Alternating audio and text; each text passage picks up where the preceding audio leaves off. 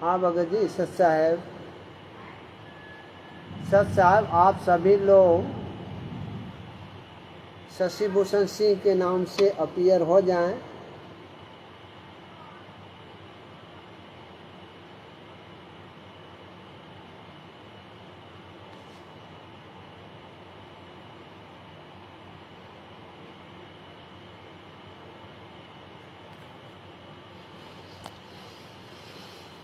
इसी आईडी पर, हाँ सच, इसी आईडी पर मैं आज आ रहा हूँ, उस पर शायद नहीं जुड़ पा रहे हैं। इस पर मतलब सबको, मतलब सारे मतलों को, हाँ हरीश भगत जी भी जुट गए हैं। और हरीश भगत जी को सच्चा है। और आप सभी लोग मतलब इसको अधिक शेयर कर दीजिए ताकि सारे फ्रेंडों में चले जाए हैं। थोड़ी कनेक्शन भी स्लो आ रही है। हरीश भगत जी सच्चा है, सच्चा है। हाँ भगत जी, हरीश भगत जी, महेंद्र भगत जी जो ये नेपाल के रहने वाले हैं, उन पर ये आईडी जो है ना, ये भेज दीजिए कि शशि भूषण सिंह वाले नाम पर मतलब ये आ जाएं, क्योंकि उस पर सच सेवा दल पर वे लोग नहीं जुट पा रहे थे। इसलिए आप उनको थोड़ी सी शेयर कर दीजिए कि वे शशि भूषण सिंह के नाम पर आ जाए। अब मैं कुछ समय बीत गए हैं। अच्छा चलो, तो मैं यहाँ अब अपना थोड़ी सी कनेक्शन स्लो चल रहा है। और यहाँ हम लोग संध्या आरती से स्टार्ट करते हैं और मंगलाचरण स्टार्ट होता है। रूबी दासी जी सच्चा है, हरीश भगत जी को सच्चा है। अब हम सतगुरुदेव की जय। सर्व संगत से प्रार्थना है, संध्या आरती का समय हो गया है, आरती स्थल पर आने की कृपा करें। बंदी छोड़ कबीर साहिब की जय। बंदी छोड़ गरीबदास जी महाराज की जय। स्वामी रामदेवानंद जी गुरु महाराज की जय।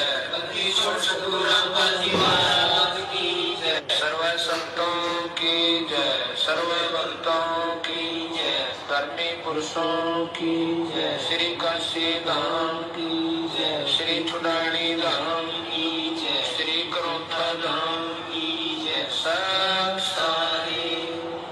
नमो नमो सतगुर सको नमस्कार गुरु के दाई। सुर नर मुनि जन साधु संतों सर्वसती नाई। सतगुरु साहिब संत सबै दंडोतम प्रणाम। आगे पीछे मत हुए पूजा कुर्बान। निराकार निर्विषम काल जान भंजन। निर्लेपम निज नीर गुणम अकलम सुन गुणम। सोम श्रुति मातम सकल समानानि रत्न। उदयम भरतम परवाह खाए। बार पार नहीं मत तम जो सुमर सलोई। गणनायक गलताना करो मुर सोई। वारस पद परवाना आदि गणेश मनाऊ। गणनायक देवन देवा चरण कमल लोलाऊ। आदि अंत कर सेवा प्रभु शक्ति संगीत। दाता सोई अवगत गुण अतीतम। सत पुरुष नर मोही जगदम्बा जगदीशम। मंगल रूप मुरारी तन्मन शीशम। भक्ति मुक्ति भंडारी सुर नर मुनि जन जावे। धर्मा विष्णु महेशा शेष सहस मुख गावे। पूजे आदि गणेशा इंद्र कुबेर सरीखा। वरुण धर्म राय जावे। समृद्ध जीवन जी का मन इच्छा फल पावे। 33 कोटि लधारा जावे शेष 88। उतर भव जल पारा कटे यम की फांसी। पहली आरती सत साहेब, जय बंदी छोड़ की, ये सब मंगलाचरण हम आप सभी के समक्ष गुरु जी के वाणी में मंगलाचरण को सुन लिए। अब अपनी बातें आप लोगों के समक्ष रखता हूँ। प्रेमदास जी, सत साहेब गौरवदास पाटिल जी, सत साहेब संजू मानिकपुरी जी, सत साहेब आप सभी लोग, रूबीदास जी वगैरह सबको सत साहेब, वीरेंद्र जी को सत साहेब, जय बंदी छोड़ की। आज मैं इस लाइव में कुछ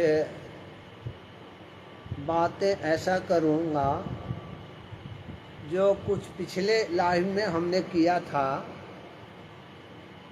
जो FIR नंबर 429 सन 2014 के संबंध में इतना बताया था कि उसमें कितने लोग एक्यूज हैं यानी अभियुक्त थे, कितने लोग नहीं हैं, कितने लोग 430 में थे, ये आज बताऊंगा। लेकिन एक बात ये बतानी और आप सभी को समझनी होगी कि 429 में कुल अभियुक्तों की संख्या 15 थी और FIR नंबर 430 में कुल अभियुक्तों की संख्या 14 थी। यानी सभी मिल करके कुल अभियुक्तों की संख्या 29 हो जाती है दोनों केसों में लेकर के। किंतु वे दोनों केसों में 29 अभियुक्त हैं, लेकिन व्यक्ति जो हैं वह केवल मात्र 23 व्यक्ति हैं। आप कहोगे कि ये 15 और 14 अभियुक्त हैं तो मात्र 23 व्यक्ति कैसे हैं? इस संबंध में मैं आपको बता दूं कि दोनों FIR में 429 और 430 दोनों FIR में 6 लोग दोनों FIR में, और बाकी 6 के बाद में जो लोग हैं वो सभी जो हैं वो अलग अलग हैं। तो ये 6 दोनों में हैं, तो दोनों में का जो सज़ा हुई है वह सज़ा अलग अलग नहीं पूरा करने हैं। सज़ा मतलब ये है कि दोनों सज़ा जो है वो एक साथ चलेगी। एग्जाम्पल दैट में ये ऐसा नहीं है ये ऐसा नहीं है कि 429 में मरते दम तक का आजीवन कारावास की सज़ा जो ये 23 लोगों की हुई है, यानी दोनों केसों में 29 लोगों की और 23 व्यक्तियों के विरुद्ध में जो हुई है, वे सज़ा साथ साथ दोनों का चल रहे हैं। ऐसा नहीं होगा कि 429 में सज़ा काट लेने के बाद में उसके बाद में वो 430 की सज़ा चलेगी, यानी दोनों की सज़ा एक ही साथ चल रही है। तो इसमें 23 व्यक्ति पर सज़ा मतलब ये चल रहा है दोनों FIR को लेकर के, यानी 423 और 430 और 429 ये दोनों केसों के जितने भी अभियुक्त हैं वे तो दोनों को मिला करके 29 हैं अभियुक्त। किंतु उन 29 अभियुक्तों में 6 लोग दोनों में हैं, इसलिए व्यक्तियों की संख्या केवल मात्र 30 रह जाती है। हिमांशु वर्मा जी को सत साहेब, डालचंद चौहान जी को सत साहेब। ये 23 रह जाती है और 23 अभियुक्त में से वो 6 जो हैं दोनों में हैं। वो 6 कौन कौन हैं? उसमें 6 लोगों में से नाम आपको गिना देते हैं।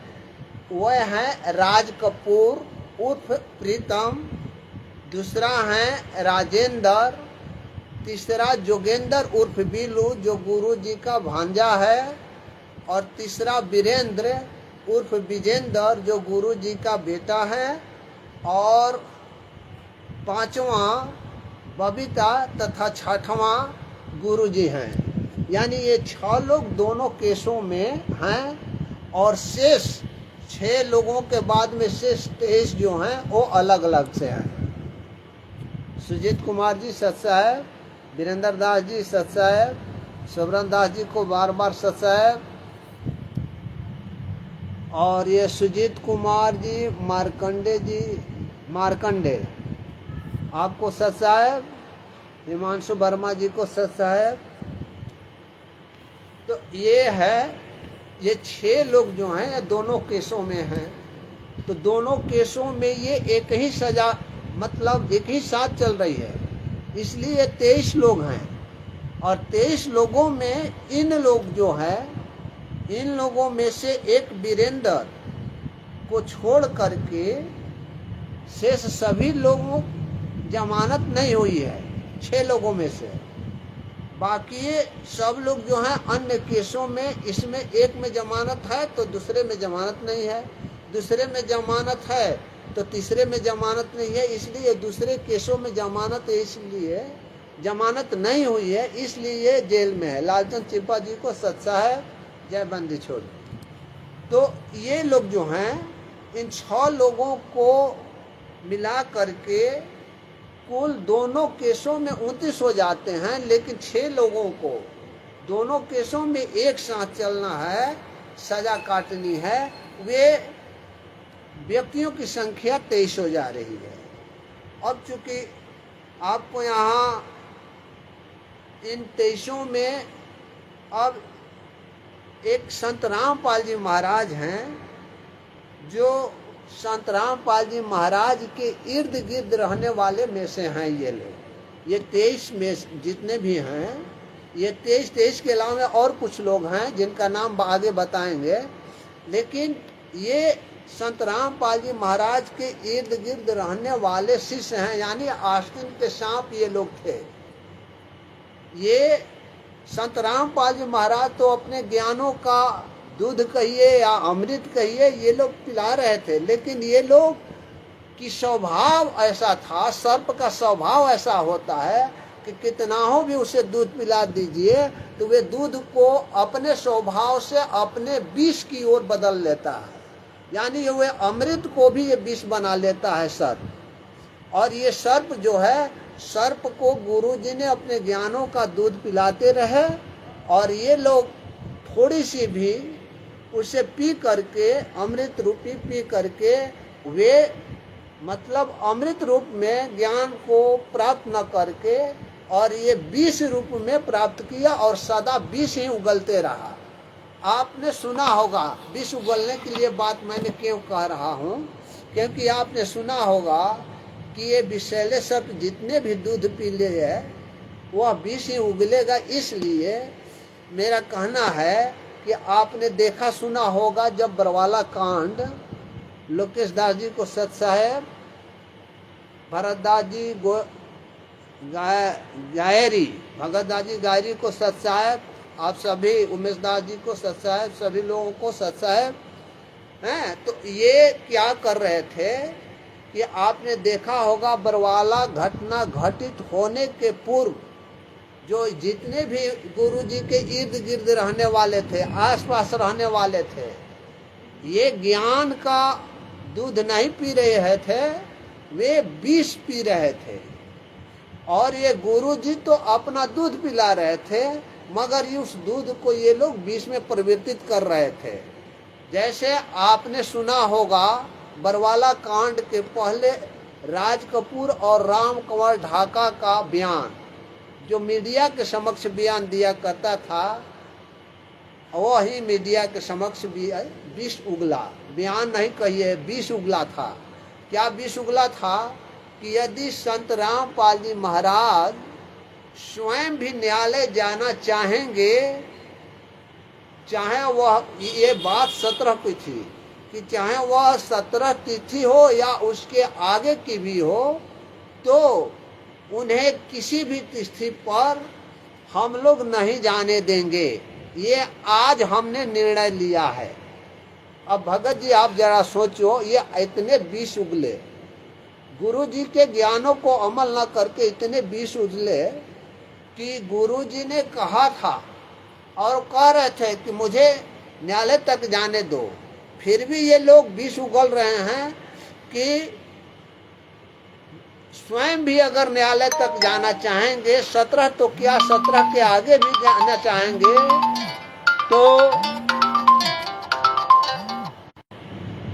तो ये वहां पर नहीं जाने देंगे।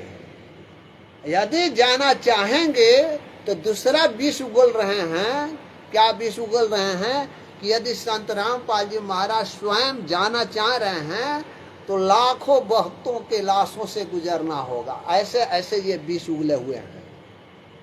और ये जो भी थे, ये गुरु जी के इर्द गिर्द रहने वाले में से इनके अलावा जो नाम हमने रखा अभी 23 लोगों का, इसके अलावा और लोग भी हैं जो हमने ज्ञान अमृत एवं षड्यंत्र का विष नामक पुस्तक में पेज नंबर 174 पर सभी लोगों का नाम लिखा है। इन्होंने बयान क्या दिया है, उस बयान में मतलब वो हिंदी रूपांतरण हमने लिखा है कि राजेंद्र और राज कपूर तो मतलब जब ये इनका बयान लिया गया तो इन्होंने गुरुजी के बयान के ठीक विपरीत में इन्होंने बताया क्या। गुरुजी ने कहा था, क्या कहा था? गुरुजी ने कहा था कि राष्ट्रीय समाज सेवा समिति मेरी नहीं है। और उनके इस बयान के विपरीत में ये राजेंद्र और राज कपूर मीडिया के समक्ष और पुलिस के समक्ष बयान देते हैं, जिसमें राज कपूर ने गुरुजी के खिलाफ में बयान क्या दिया कि ये दोनों कौन कौन, तो राजेंद्र और राज कपूर, जिसे राज कपूर को प्रीतम भी कहा जाता है, उर्फ नाम है उसका। ये दोनों जो हैं बहुत वर्षों तक करौंथा आश्रम में जब वजूद में आया था तो रहे। जब संत रामपाल जी महाराज 2006 में करौंथा आश्रम को छोड़ दिए, अरे छोड़े कहाँ थे, वे तो जेल में भेजवा दिए थे, तुम लोगों ने छोड़ दिए थे। बलजीत जो बरवाला आश्रम में आश्रम को प्रति 25 लाख प्रति एकड़ भाव से 12 एकड़ में जमीन खरीदा था और उसने उस पर आश्रम का निर्माण किया था।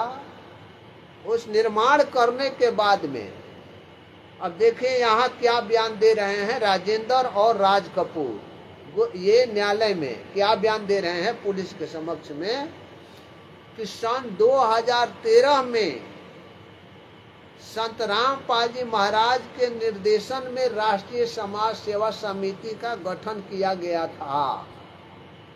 अब बताइए, सन 2013 की बात कर रहा है, जबकि राष्ट्रीय समाज सेवा समिति सन 2010 में मानसरोवर पार्क रोहतक में ये लोगों ने गठन कर लिया था।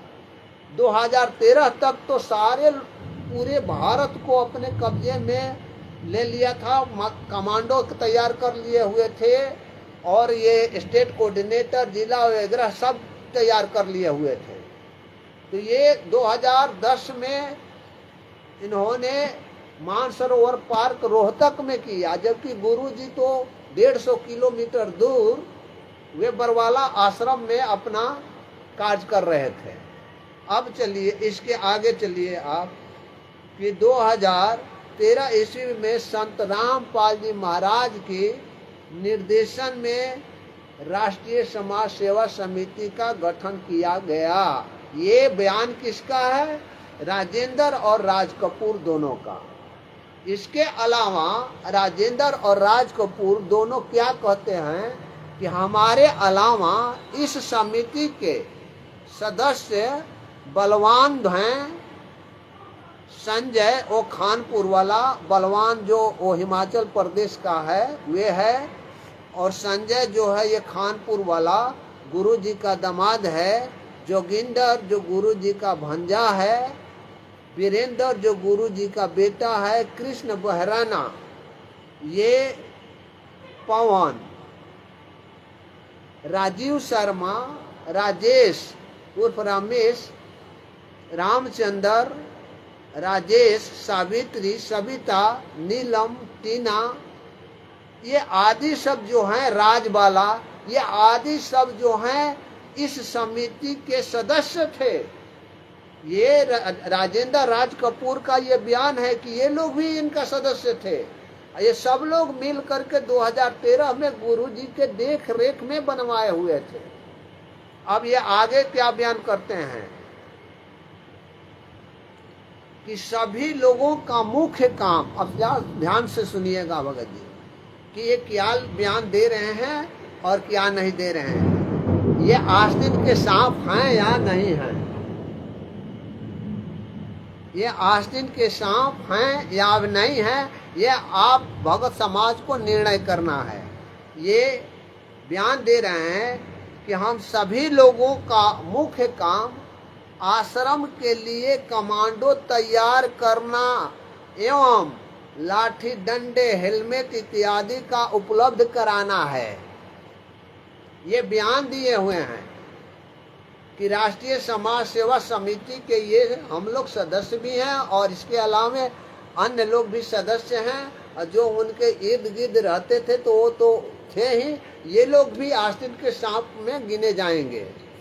तो ये कह रहे हैं कि लाठी, डंडा वगैरह, हेलमेट वगैरह जो है वो हम लोगों को उपलब्ध कराना था काम। इसके लिए अब ये लाठी, डंडे, कमांडो तैयार करने के लिए हेलमेट वगैरह, लाठी वगैरह को लाने जाने के लिए पैसे का उपाय कौन करता था, तो वह उपाय बलजीत लहरी द्वारा बंदोबस्त की जाती थी।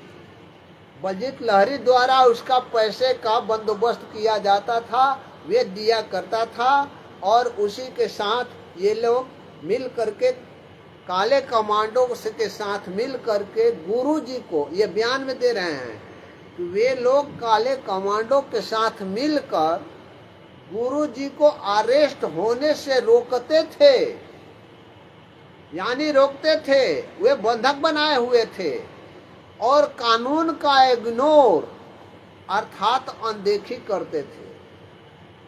ये खुद मतलब अपना बयान दिए हुए हैं कि हम लोग गुरुजी को अरेस्ट होने से रोकते थे और कानून का इग्नोर हम लोग करते थे।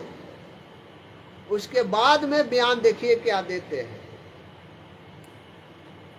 कि 18/11/2014 को पुलिस जब आश्रम की ओर रामपाल जी को गिरफ्तार करने के लिए आई, तब हम सभी अपने प्लानिंग के अनुसार अपने कमांडो के साथ पुलिस पर हमला करने के लिए लाठी, डंडा, गुलेल, पेट्रोल बम एवं अन्य ज्वलनशील वस्तु एवं हथियार के साथ तैनात कर दिए गए।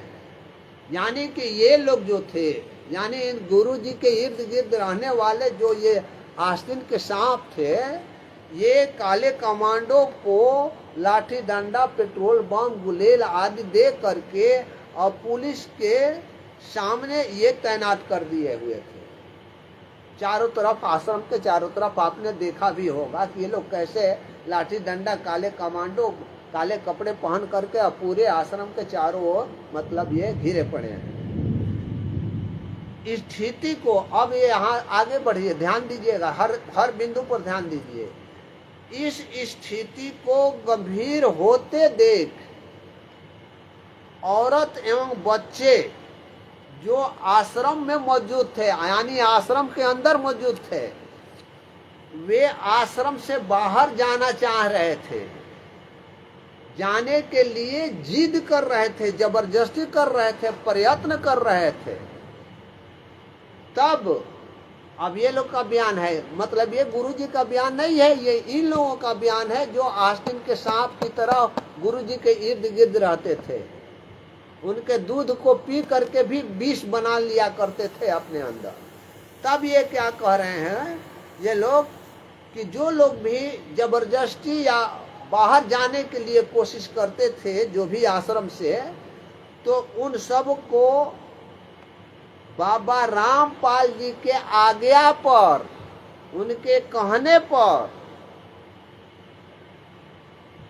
उन औरतों एवं बच्चों को एक रूम में बंद कर मारपीट किए, और मारपीट करने के बाद में जब रजनी, उनकी औरतों की, या जैसे रजनी हुई या सरिता हुई या अन्य की जब स्थिति खराब हो जाती थी, तब वे आश्रम के गेट के सामने रोड पर फेंक दिया करते थे। ये मतलब बयान है इन लोगों का। ये राष्ट्रीय समाज सेवा समिति के सदस्यों का बयान है। ये आस्तीन के सांप जो थे उन लोगों का बयान है। गुरुजी ने इतना दूध पिलाया, इतना ज्ञान दिया, इतना अमृत खिलाया पिलाया, लेकिन सर्प का स्वभाव क्या होता है? सर्प का स्वभाव वही होता है, वह जब भी उगलेगा तो विष ही उगलेगा, और वही स्थिति हुआ है। गुरुजी को इन लोगों ने रोका, गुरुजी के मतलब न्यायालय जाने से इन लोगों ने रोका, गुरुजी को जाने से धमकी दिया, विष उगला कि लाशों से गुजरने पड़ेंगे, लाखों लाशों से गुजरने पड़ेंगे, इन लोगों ने दिया। और किसके आज्ञा पर दिया?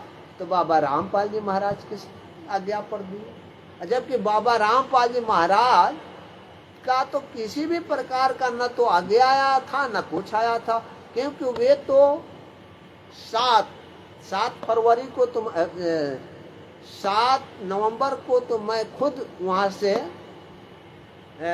आश्रम में था, तो 7 नवंबर से 18 नवंबर तक तो गुरुजी सामने आ ही नहीं हुए थे। वो ना उनके आवाज में किसी भी प्रकार का आदेश आ रही थी। वहाँ से हमने नाव को चला था, उस आश्रम से हमने नाव को वहाँ से निकल चुके थे। चूँकि नाव को मेरा गाड़ी था, गाड़ी वापस लेने के लिए आश्रम से हम निकल चुके थे।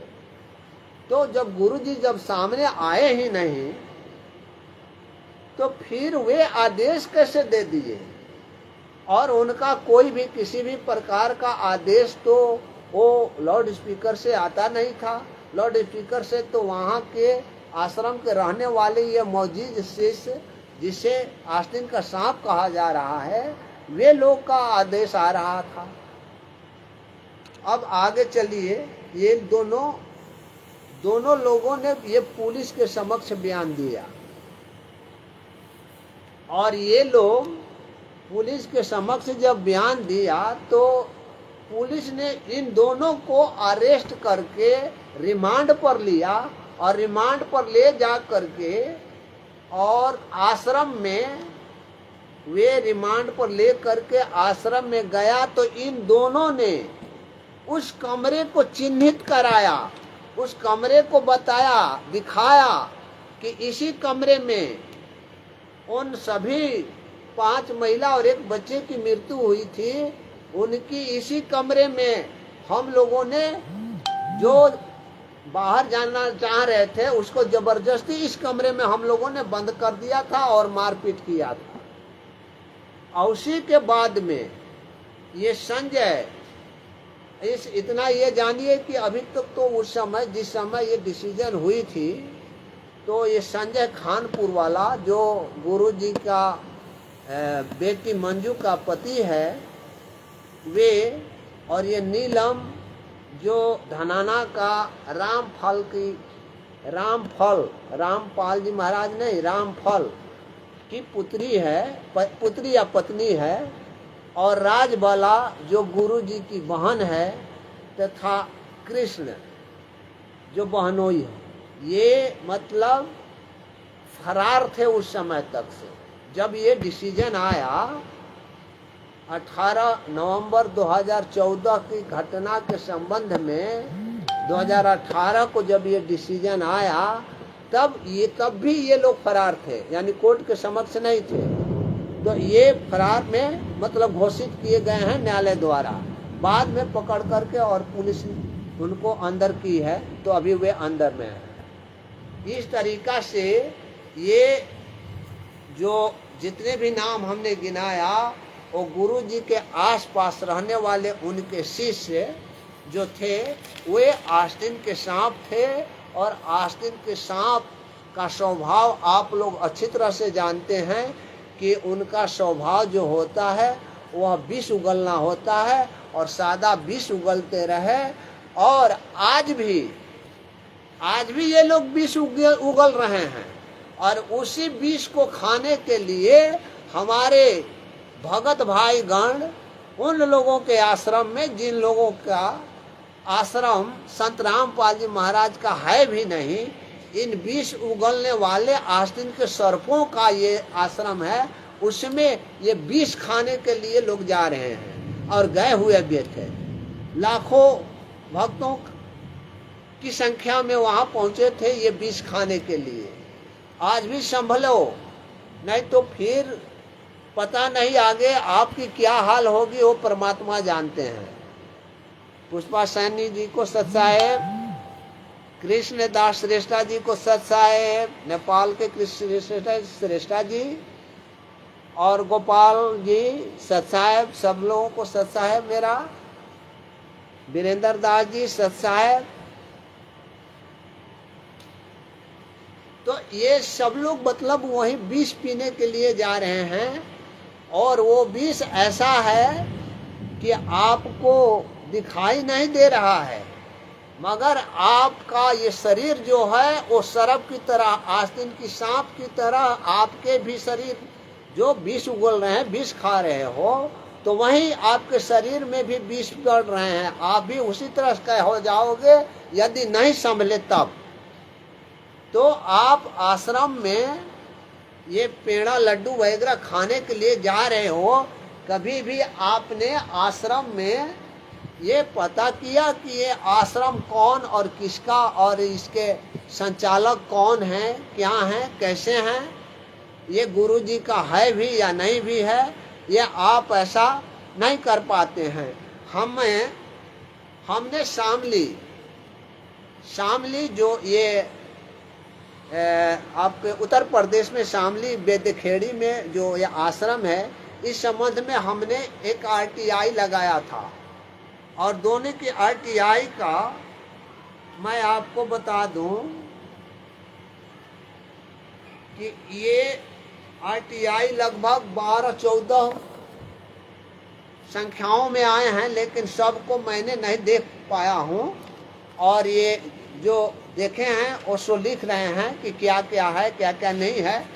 सारी बातें हम लिखेंगे, और लिखने के बाद में ये शामली वाला मैं आपको दिखा दे रहा हूँ। ये शामली वाला पर आपका देखिए ये किसका आश्रम है, ये आश्रम किसका है, ये आपको दिखा दे रहा हूँ। इन्होंने लिखा है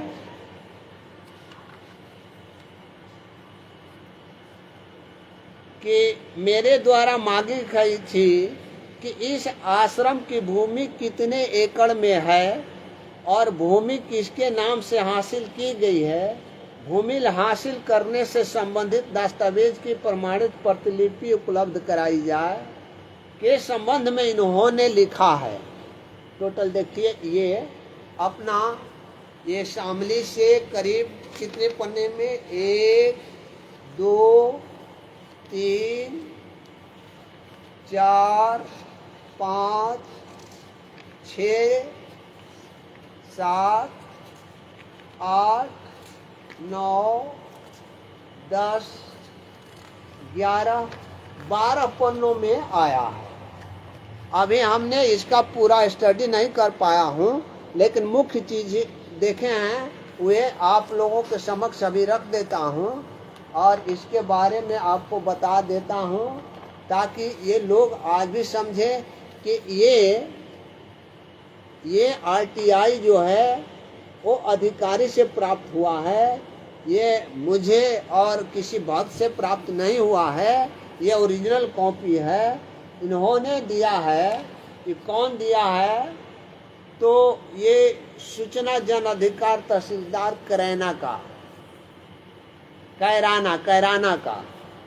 तो इन्होंने लिखा कि बेदीखेड़ी तहसील करौना जिला शामली में राजस्व अभिलेखों में खाता नंबर 199, खेसरा नंबर 244, रकबा 1.9140 हेक्टेयर भूमि में मुनि धर्मा ट्रस्ट के कोषाध्यक्ष देशराज सिंह पुत्र राजबहान सिंह अशोक नगर दिल्ली के नाम से दर्ज है।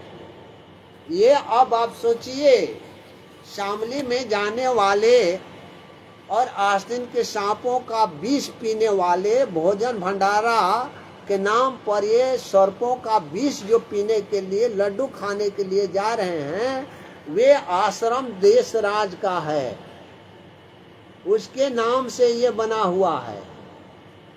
और उन्होंने कहा है कि इसका पूरा डीड और डॉक्यूमेंट जब आप प्राप्त करना चाहते हैं तो आप खिड़की पर आ करके ये उपलब्ध है, फीस जमा करके और आप इसकी कॉपी ले सकते हैं।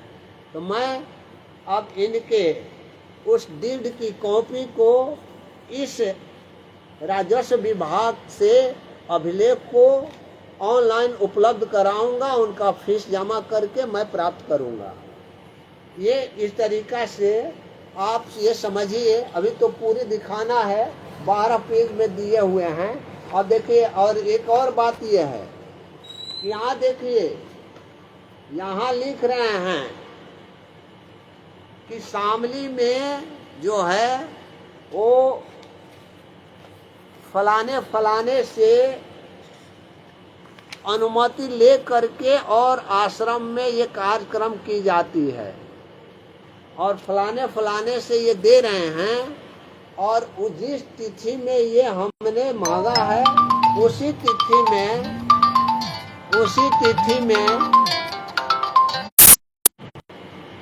तिथि में ये दे रहे हैं।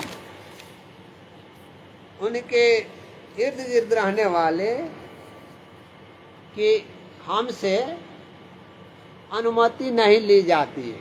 ये 2 रंग का बात दे रहे हैं।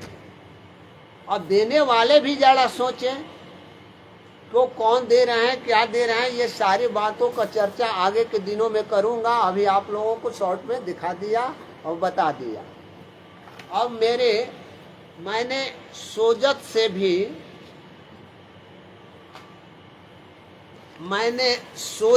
ये देखिए, सोजत वगैरह से भी चिट्ठी मांगा था। अनेकों आए हैं, करीब 14-15 मतलब ये सूचना हमारे पास आए हुए हैं, जो हमने थोड़ी सी शॉर्ट में इसको पढ़ करके नोट किया है।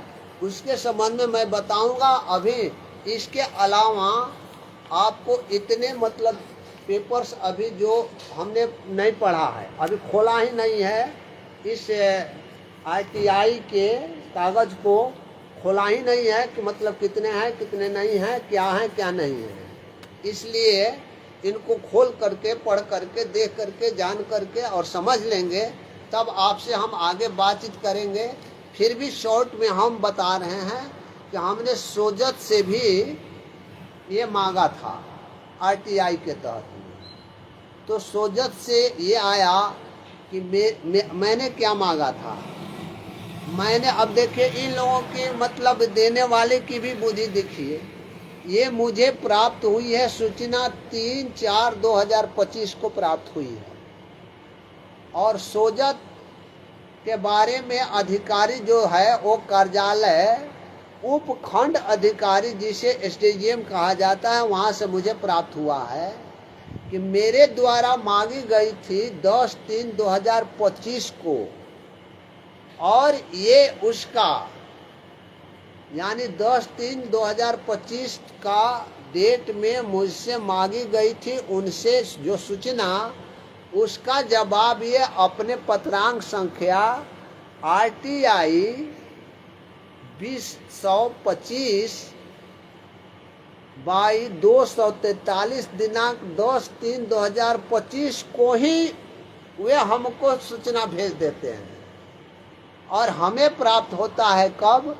3/4/2025 को। ये हैं मतलब उपखंड यानी एसडीजीएम पदाधिकारी सोजत का।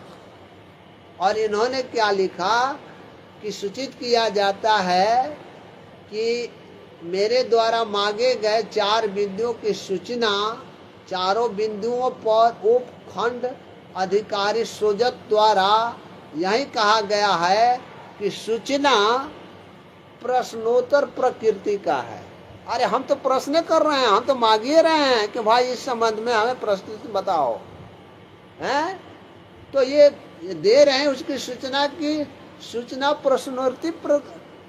प्रश्नोत्तर प्रकृति क्या है।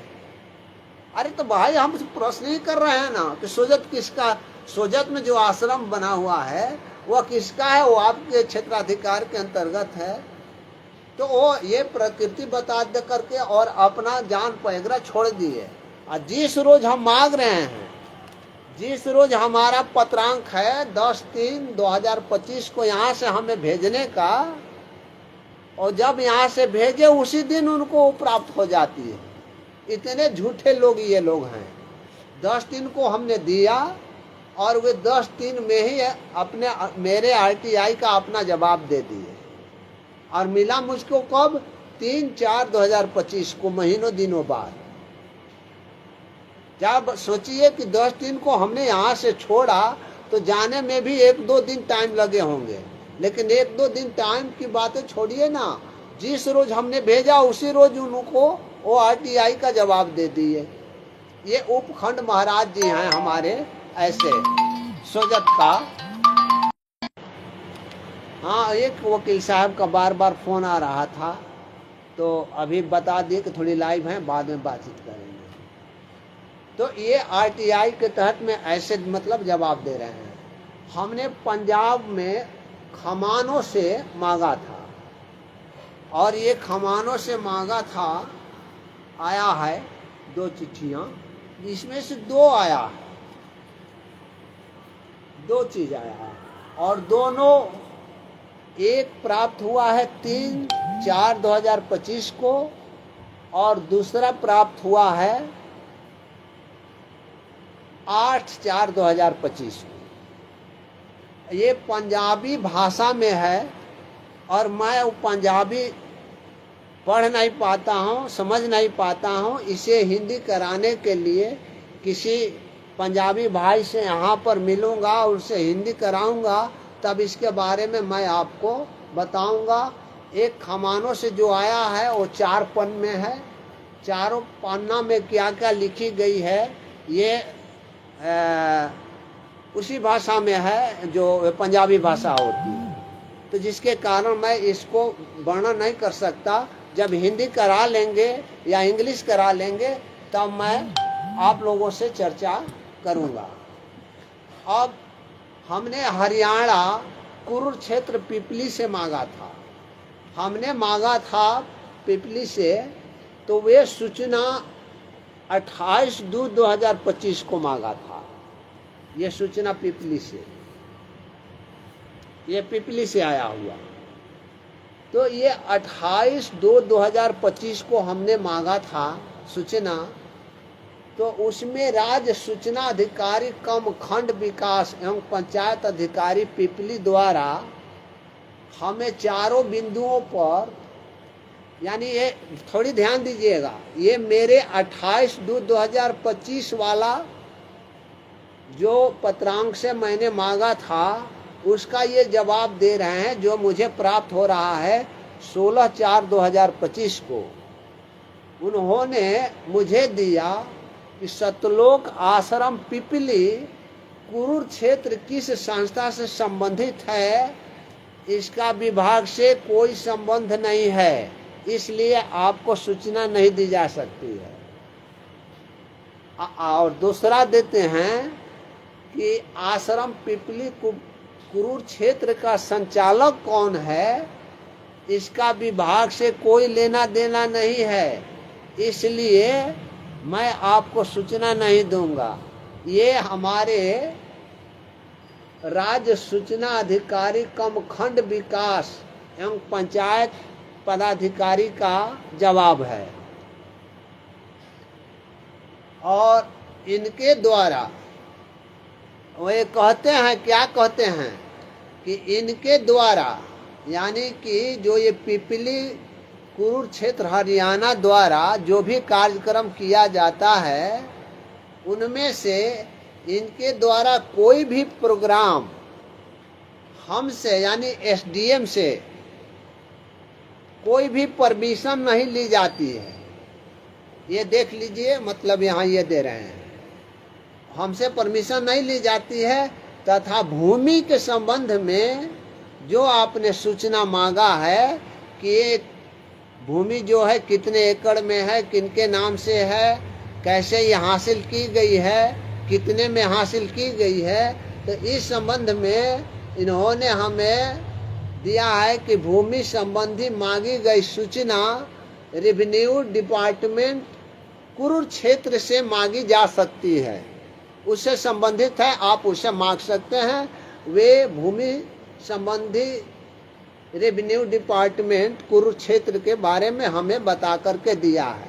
तो मैं इस रेवेन्यू डिपार्टमेंट कुरुक्षेत्र से मांगूंगा, ये उस कुरुक्षेत्र की भूमि जो पिपली में अपना आश्रम बनाए हुए हैं, उस भूमि के संबंध में मैं आगे के दिनों में मांग करूंगा अपने आरटीआई के माध्यम से। और दूसरा देखिए, आप ध्यान देखिए, यहाँ तो 28/2/2025 को जो मेरे द्वारा आरटीआई के तहत मांगी गई थी, वे 16/4/2025 को तो ये दे दिए। फिर वहीं हरियाणा कुरुक्षेत्र में मैंने जो 28/2/2025 को मांगा था, उसी के संबंध में दोबारा इन्होंने 24/4/2025 को हमको उपलब्ध कराया अपनी सूचना। इस सूचना में ये क्या कहते हैं कि मेरे द्वारा, यानी मेरे द्वारा जो 28/2/2025 को सूचना मांगी गई थी, उसके जवाब में राज्य सूचना अधिकारी कम नगराधीश कुरुक्षेत्र का पत्रांक संख्या 1107 MA3 दिनांक 16/4/2025 को दिया कि शोभा यात्रा हेतु क्रमांक 6018 M3 दिनांक 26/5/2023 को अनुमति दी गई। और ऊपर क्या कहते हैं कि ये मुझसे किसी प्रकार का सूचना नहीं मांगी जाती है और नहीं दी जाती है। यह सूचना कब दे रहे हैं? यह सूचना दिया कि 12/10/2023 के बाद से अनुमति संबंधी उपमंडल अधिकारी द्वारा जारी की जाती है। यानी दोनों बात एक ही दिन का मेरा मांगा हुआ, एक ही बारे में ये दो चीज दे रहे हैं।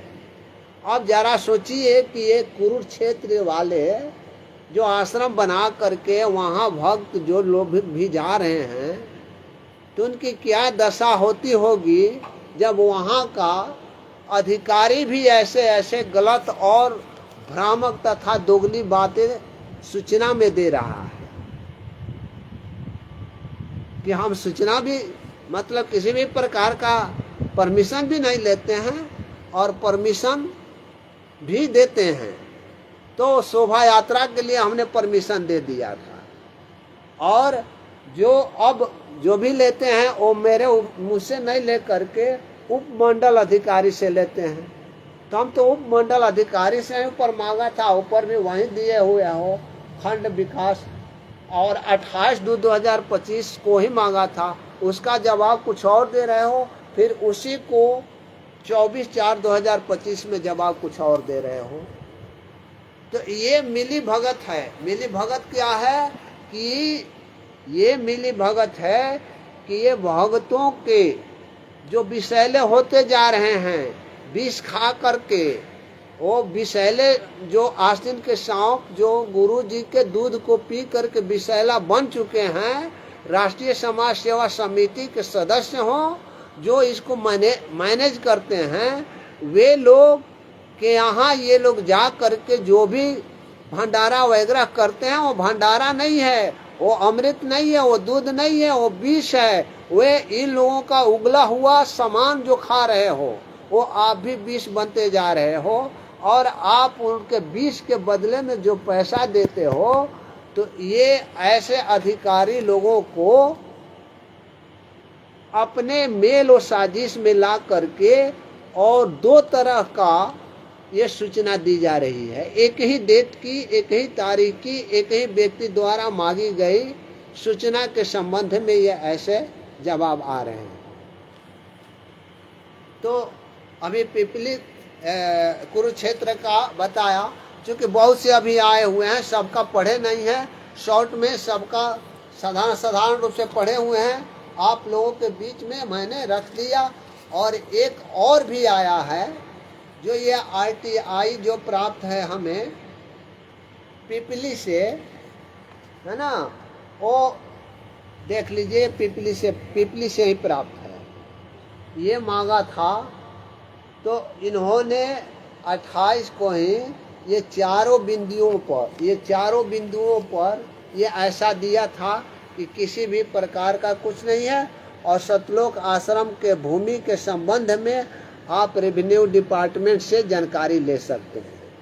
अच्छी बात है, आपने इतना तो कहा कि इसकी सूचना आप रेवेन्यू डिपार्टमेंट से ले सकते हैं। मैं रेवेन्यू डिपार्टमेंट को लिखूंगा, उनके पास उनकी जवाबें मांगूंगा कि उनका आश्रम जो है वह किनके नाम से है, वह आश्रम का संचालक कौन है, भूमि कैसे प्राप्त की गई, इस भूमि को प्राप्त करने के लिए कहाँ से फंडिंग हुआ और कौन फंडिंग किए, और फंडिंग हुआ तो गुरु जी के नाम पर क्यों नहीं आया वे संपत्ति। ये सारी बातें चर्चा बाद में की जाएगी और मांगी जाएगी।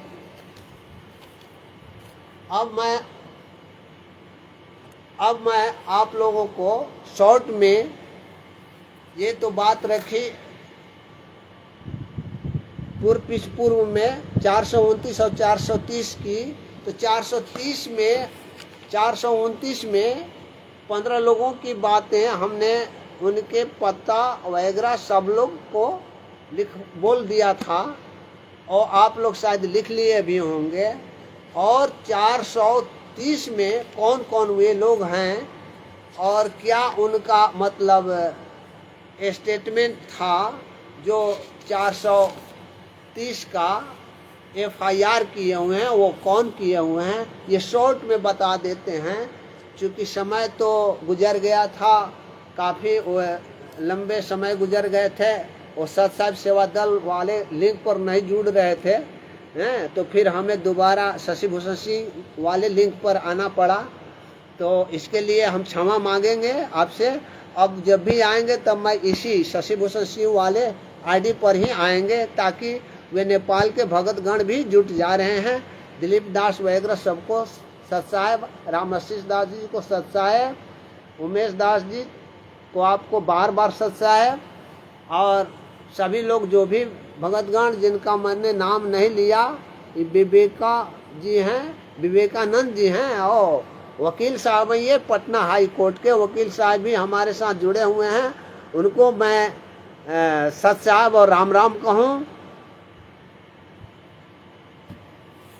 तो ये 430 के बारे में आपको मैं यहाँ पर बातें रख देता हूँ, जिसमें मात्र 14 अभियुक्त हैं, जिनका नाम मैं आपको यहाँ पर रख देता हूँ। और उसमें आपको मैंने बता दिया है कि 429 में और 430 में जो 6 नाम जो है, वो 6 नाम भी इसमें है। तो 6 नाम दोनों में है, तो टोटल उसमें 15 और इसमें 14, यानी कि 29 हुए, किंतु व्यक्ति कितने हैं? 23 हैं। तो उन 23 व्यक्तियों में से ये 430 में जो 14 लोग हैं, उन 14 लोगों का नाम आप लोगों के समक्ष रख देता हूँ, पता रख देता हूँ। आप इसको जरा ध्यान से सुनेंगे। एक राज कपूर उर्फ प्रीतम, जो इमलोटा का रहने वाला है ना, जो मैंने आपको 429 में इनका नाम लिया था, वे हैं। और 430 में भी यही हैं। और राजेंद्र, जो लेखराम के लड़के हैं, जिनका ग्राम भटगांव है, थाना सदर सोनीपत के रहने वाले, जिला सोनीपत के हैं, ये 430 में भी हैं, ये 2 हो गए। और तीसरा जो है वो बलवान, बलवान केवल मात्र इसमें है, 430 में है। वो बलवान की जमानत हो गई है, जमानत पर हुआ है। बलवान, ये कौन बलवान है? ये भगवान, इनके पिता का नाम भगवान रघु, ग्राम रीवा, जिला किन्नापुर, ये हिमाचल प्रदेश का है, जो राष्ट्रीय समाज सेवा समिति का महासेक्रेटरी था, महासचिव था। जो ये इन्होंने ये कहा था, बोला था कि इस राष्ट्रीय समाज सेवा समिति से संत रामपाल जी महाराज का कोई लेना देना नहीं है, सरकार ने इनको सुरक्षा मुहैया नहीं कराया, तो हम लोगों ने, राष्ट्रीय समाज सेवा समिति के लोगों ने उनकी सुरक्षा के लिए कमांडो तैयार करके इनकी सुरक्षा में लगाया है। ये वही व्यक्ति है बलवान। और ये दूसरा, चौथा है पवन, पिता का नाम ओमनाथ, निवासी टकसाल, थाना परमाणु, जिला सोलन, हिमाचल प्रदेश का। और राजीव शर्मा, ये 5वां हुए, पिता का नाम जयदत्त शर्मा, निवासी देरंग, ये सोलन, हिमाचल प्रदेश का। और 6ठा राजेश उर्फ रमेश, ये इनके पिता मांगेलाल जी हैं, ये पोमावास, थाना सुमेरपुर, जिला पाली, राजस्थान के रहने वाले हैं। 7वां नटवर लाल उर्फ लक्ष्मण, इनके पिता का नाम शंकर दास, निवासी नरसिंहपुरा, थाना ओगना, जिला उदयपुर, राजस्थान का है। और 8वां राजेश, ऊपर मैंने राजेश का नाम जो लिया था, वो राजेश जो हैं वो उर्फ रमेश हैं, और ये केवल राजेश हैं। इनके पिता का नाम हरिराम नाम मीरा है, निवासी हैं प्लॉट नंबर ये इनका 101, सूरजनगर कॉलोनी, थाना मॉडल टाउन, सवाई माधोपुर, राजस्थान के रहने वाले हैं। ये रामचंद्र, पिता रोशन लाल, ग्राम वरना, थाना थानेसर, जिला कुरुक्षेत्र के हैं। और 10वां में हैं जोगेंद्र उर्फ बिल्लू, जो गुरु जी का भांजा हैं, जो 429 में भी हैं। और ये वीरेंद्र उर्फ विजेंद्र, जो गुरु जी का बेटा है, जो 429 में भी हैं। और बबीता उर्फ बेबी, जो बलजीत की बेटी है, जो 429 में भी है। और संत रामपाल जी महाराज हमारे इसमें भी हैं और 429 में भी हैं। और ये कृष्ण कुमार, सन ऑफ कपूर चंद, ग्राम बरहना, थाना बेरी, जिला जज्जर, ये 14 लोग FIR 430 2014 में हैं। इस FIR को करने वाला वो ललितपुर जिला का रहने वाला सुरेश नाम का व्यक्ति है, जिसकी पत्नी रजनी की मृत्यु हो गई थी। उसने अपने ये FIR दर्ज कराने में जो बयान दिया पुलिस के समक्ष, वो अग्रोहा अस्पताल में दे रहा है।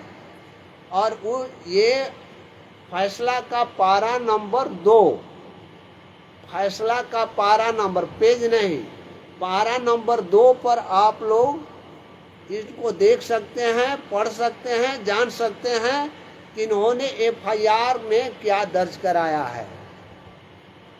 और इनका FIR शॉर्ट में, मतलब जो केस इन्होंने किया था उसको शॉर्ट में मैं कर दे रहा हूँ। और उसके बाद में मैं आपको बताऊंगा कि कितने इस केस में कितने अपील फाइल किए गए हैं और कितने नहीं किए गए हैं।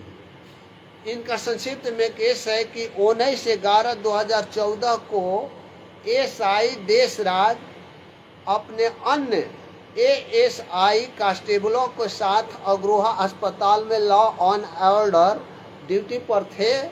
उसी समय डॉक्टर पुलिस पार्टी से मिला एवं सूचना दिया कि सुरेश की पत्नी रजनी, जो जखोरा उत्तर प्रदेश की रहने वाली है, सतलोक आश्रम से लाई गई थी। इलाज के दौरान मृत्यु हो चुकी है। सुरेश जो गणपत का लड़का है और वह मृतक रजनी का पति है, वहाँ उपस्थित था। यानी अग्रोहा अस्पताल में वह उपस्थित था। वहाँ बयान देता है, सुरेश का बयान क्या है कि वह जखोरा तहसील तालवेहर जिला ललितपुर उत्तर प्रदेश का रहने वाला है और वह मजदूर प्रकृति का व्यक्ति है। दिनांक 8/11/2014 को अपनी पत्नी रजनी, जिसकी उम्र 25 वर्ष की थी, वे अपनी माता काशीबाई के साथ सतलोक आश्रम बरवाला में आया था। वह दिनांक 10/11/2014 को घर वापस जाने के लिए हुआ तो बाबा रामपाल के कहने पर उनके अनुयायी, अब अनुयायी में कौन थे, जैसे राज कपूर, राजेंद्र और महेंद्र। तो राज कपूर राजेंद्र के बारे में तो आप लोगों ने सुन लिया, और ये FIR में महेंद्र जो गुरुजी का भाई है उसका नाम दे रहा है। लेकिन ये क्लीन चिट एक रोहतास SI था जो महेंद्र का दोस्त था। वे उसी को ये इन्वेस्टिगेशन करने के लिए मिला। मात्र 3 माह में इनका नाम यहाँ FIR से हटवा दिया। ये इतने पावर विंद था ये महेंद्र, गुरुजी का भाई, जो SP का ड्राइवर हुआ करता था पुलिस डिपार्टमेंट में। तो यही महेंद्र को ये कहते हैं, FIR में दर्ज है, कहते भी हैं। और जब इनको हटाया तो इनकी नहीं पड़ी कि इनकी नाम क्यों हटा दी गई। ये FIR करने वाले कहते कि इनकी नाम हटा दी गई, पुलिस इनके पक्ष में है, हमारे गुरुजी को ये फंसाए गए हैं, इनका CBI जांच, ये लोग कहते तब CBI जांच होता। लेकिन ये लोग नहीं कर रहे हैं। इन लोगों को ले जा करके और ये क्या बोलते हैं, प्रेस कॉन्फ्रेंस में कराया गया। क्या कराया गया कि नहीं, संत रामपाल जी महाराज तो मतलब ये नहीं रोके थे, कोई बंधक नहीं बनाए हुए थे, कोई हमें नहीं रोक रहे थे। आइए FIR में क्या कह रहे हैं कि महेंद्र, राज कपूर, राजेंद्र तथा रामपाल जी महाराज के कहने पर हम लोगों को वे रोके हुए थे। और बहुत से काले कमांडो, अब यहाँ आगे पढ़ रहे हैं, और बहुत काले कमांडो एवं लाठी गन आदि लिए हुए व्यक्तियों ने आश्रम से बाहर जाने से रोक रहे थे, जबरदस्ती रोक रहे थे। हम लोगों के बार बार प्रार्थना करने पर, ये सुरेश अपना बयान दे रहा है गुरु, ये अग्रोहा अस्पताल में डॉक्टर और पुलिस के समक्ष। और ये बयान जो है वहाँ पर मजिस्ट्रेट भी मौजूद है, वहाँ बयान हो रही है, ये बयान दे रहा है। इसी बयान को राष्ट्रीय समाज सेवा समिति ने इन लोगों को बहला फुसला करके, अपने कलुजन में ला करके, अपने षड्यंत्र में ला करके ये सारी बातें गुरुजी के विपरीत में कहवा दिया। क्यों? क्योंकि अगर ये सही बात करते, जो FIR किया था, FIR के आधार पर ये बातें करते, तो निश्चित था कि राष्ट्रीय समाज सेवा समिति वाले पकड़े जाते और राष्ट्रीय समाज सेवा समिति वाले दोषी पाए जाते और गुरुजी को निर्दोष घोषित करता न्यायालय। किंतु इन्होंने सारी बातें रामपाल जी महाराज के कहने से और इन लोगों के षड्यंत्रकारियों के षड्यंत्र में, और षड्यंत्रकारी मत कहिए, आस्तीन का सांप कहिए, इन लोगों के इर्द गिर्द जो गुरुजी दूध पिला रहे थे, दूध पी करके ये अपने स्वभाव से जहरीले सर्प बने हुए थे। ये जहरीले सर्प ही कहना ही हम लोगों के लिए अच्छा है। ये हम लोगों के बार बार, यानी सुरेश ये कह रहे हैं, FIR करने वाला गुरुजी का शिष्य कह रहा है कि हम लोगों के बार बार प्रार्थना करने पर नहीं जाने दिए, और बाबा रामपाल एवं उनके अनुयायी जो क्या कहते थे कि जो वो चिल्ला करके बोलते थे आश्रम के अंदर में कि लेडीज एवं बच्चों को जो आश्रम के बाहर हम लोग अपना ढाल बनाए हैं, यदि किसी औरत या बच्चे की मृत्यु हो जाती है तो इसका सारा दोष पुलिस पर मढ़ देंगे। ये आश्रम में चिल्ला चिल्ला करके बोल रहे थे, उन लोगों से कह रहे थे। और तब ये मैं नहीं बोल रहा हूँ, ये सुरेश ने अग्रोहा अस्पताल में अपनी पत्नी की मृत्यु के बाद वो वहाँ पुलिस को स्टेटमेंट दे रहा है। वो अपने स्टेटमेंट में ये सारी बातें कह रहा है। वे स्टेटमेंट के बाद में आप पारा नंबर, फैसला का पारा नंबर 2 अवश्य पढ़ सकते हैं, देख सकते हैं कि ये बातें कहा है या नहीं कहा है। आगे ये क्या कहते हैं, आगे बताते हैं ये सुरेश कि अन्य सभी शिष्य व अनुयायी सभी जानते थे कि बाबा रामपाल जी महाराज के विरुद्ध न्यायालय ने वारंट उपस्थिति के लिए जारी किया है।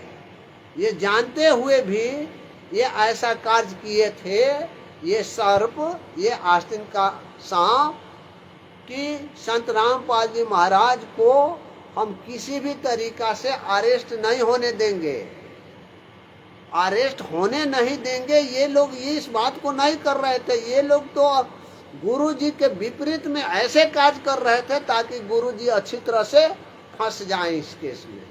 तो ये इस तरीका से इन्होंने वारंट निर्गत जानते हुए भी, आश्रम में सबको जानते हुए भी ऐसा कार्य ये लोग जानबूझ करके किए और कराए। चूंकि उन्हीं लोगों का, ये लोग गुरु जी का दूध न पी करके, ये राष्ट्रीय समाज सेवा समिति के जो सर्पों का विष होता है, भक्तों ने विष पी करके और सारे विषैले हो गए हैं, आज भी विषैले हो चुके हैं। इसलिए अगर आज आप अपने विष को अपने शरीर से निकालना चाहते हो तो गुरु जी के दिए हुए ज्ञान का दूध या अमृत को वो पिया करो, पियोगे तब तुम्हारी जानें बचेगी। अन्यथा विष पी करके तुम खुद विषैला होकर के और खुद को नाश कर लोगे। ये अब उसके आगे इन्होंने बयान क्या दिया, ये 18/11/2014 को आश्रम के छत पर, और कौन ये लोग यानी काले कमांडो वगैरह और जो लोग ये लाठी डंडा लिए हुए थे, ये सभी लोग के बारे में कह रहे हैं कि ये लोग 18/11/2014 को आश्रम के छत पर भारी मात्रा में ईंट पत्थर, पेट्रोल बम आदि एकत्रित किए थे और पुलिस पर हमला कर दिए थे। यानी ये कहते भी हैं कि ईंट पत्थर से उस छत से हमला किए हुए थे हैं। और आगे बताते हैं कि मेरी पत्नी एवं अन्य मृतक में आप लोग जो 5 महिला में से 4 महिला अन्य लोग थी और एक लड़का जो आदर्श था, वे सब के बारे में ये कह रहे हैं कि अन्य मृतकों को एक कमरे में बंद करके रात में जब उनकी तबीयत बहुत काफी बिगड़ने लगी मारपीट से और इसी से, तो काले कमांडो उन्हें उठाकर गेट पर फेंक देते थे।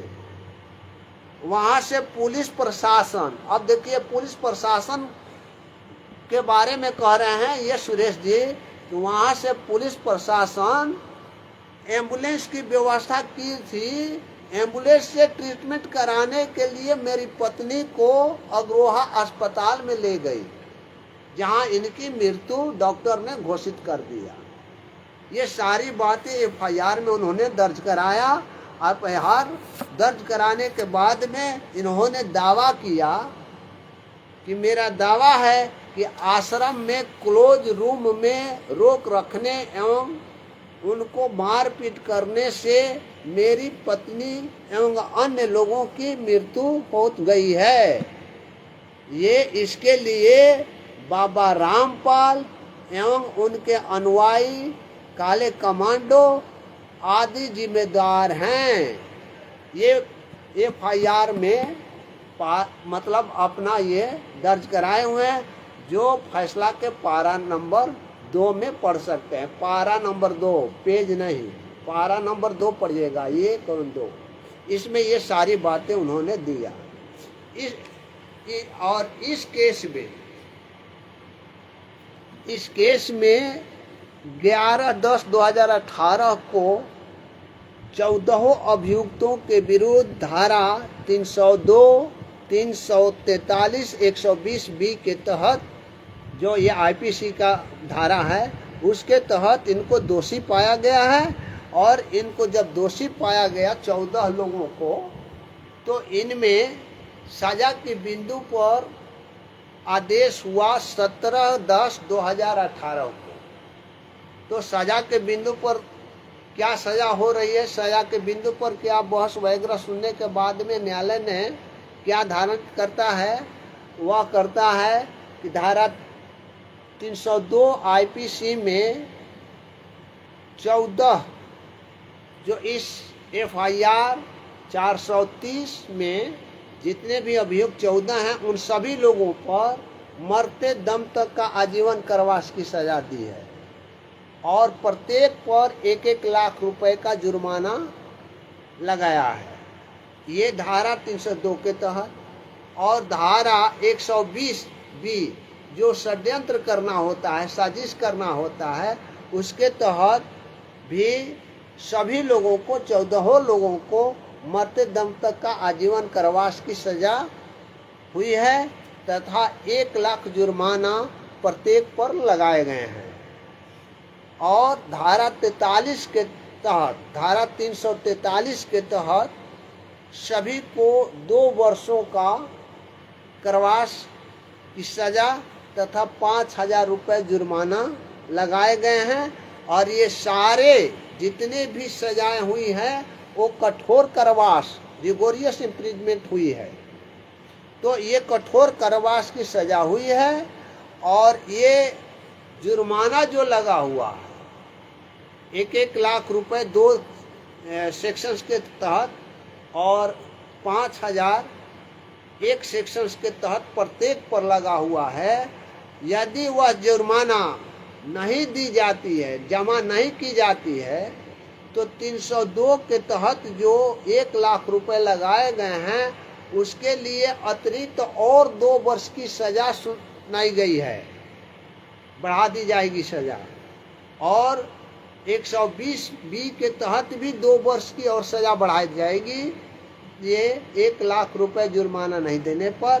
तथा 343 में जो 5,000 रुपए है, इस जुर्माना को यदि नहीं देते हैं तो नहीं देने के अवस्था में 2 माह की सजा प्रत्येक को सुनाई गई है।